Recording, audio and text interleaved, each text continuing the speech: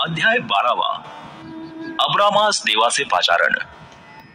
परमेश्वराने अब्रामास सांगितले, तू आपला देश, आपले नातेवाईक व आपल्या बापाचे घर सोडून मी दाखवीन त्या देशात जा। मी तुझपासून मोठे राष्ट्र निर्माण करीन, मी तुला आशीर्वाद देईन, तुझे नाव मोठे करीन, तू आशीर्वादित होशील। तुझे जे अभिष्ट चिंतितील त्यांचे मी अभिष्ट करीन, तुझे जे अनिष्ट चिंतितील त्यांचे मी अनिष्ट करीन। तुझ्याद्वारे पृथ्वीवरील सर्व कुळे आशीर्वादित होतील।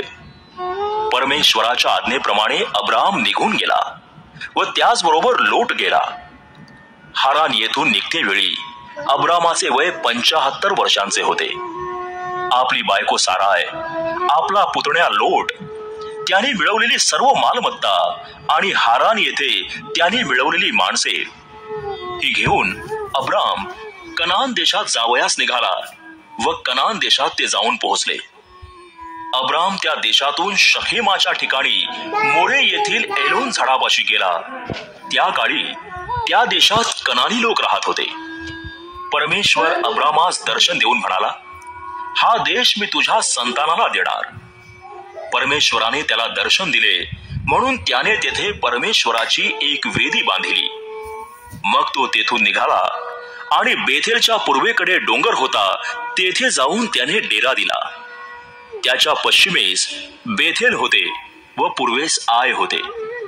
तेथे त्याने परमेश्वराची वेदी बांधिली आणि परमेश्वराच्या नावाने प्रार्थना केली। तेथून निघून अब्राम प्रवास करीत नेगेबकडे गेला। अब्रामाचे मिसर देशात वास्तव्य। पुढे देशात दुष्काळ पडला, तेव्हा काही दिवस मिस्रात जाऊन राहावे म्हणून अब्राम तिकडे निघून गेला, कारण त्या देशातला दुष्काळ फार तीव्र होता। तो मिस्रात प्रवेश करणार तो आपली बायको साराय हिला म्हणाला, पहा, तू दिसावयाला सुंदर स्त्री आहेस हे मला ठाऊक आहे। तुला मिस्री लोक पाहतील तेव्हा ही याची बायको आहे असे म्हणतील आणि मला मारून टाकून तुला जिवंत ठेवतील। तर मी याची बहीण आहे असेच तू सांग, म्हणजे तुझ्यामुळे माझे बरे होईल आणि तुझ्या योगे माझा जीव वाचेल। मग अब्राम मिसर देशात जाऊन पोहोचला। तेव्हा ती स्त्री फार सुंदर आहे असे मिस्र्यांनी पाहिले।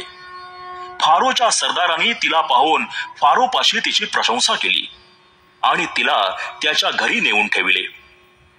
तिच्यामुळे त्याने अब्रामाचे बरे केले आणि त्याला मेंढरे, बैल, गाढव, दास, दासी, गाढवी व उंट मिळाले।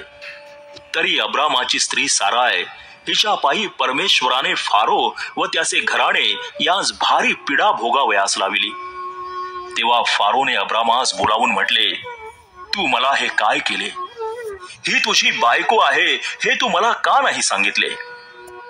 ती तुझी बहीण आहे म्हणून तू मला का सांगितले? मी तिला आपली बायको करण्यासाठी माझ्याकडे ठेविले होते, तर आता ही पहा तुझी बायको, हिला घेऊन जा।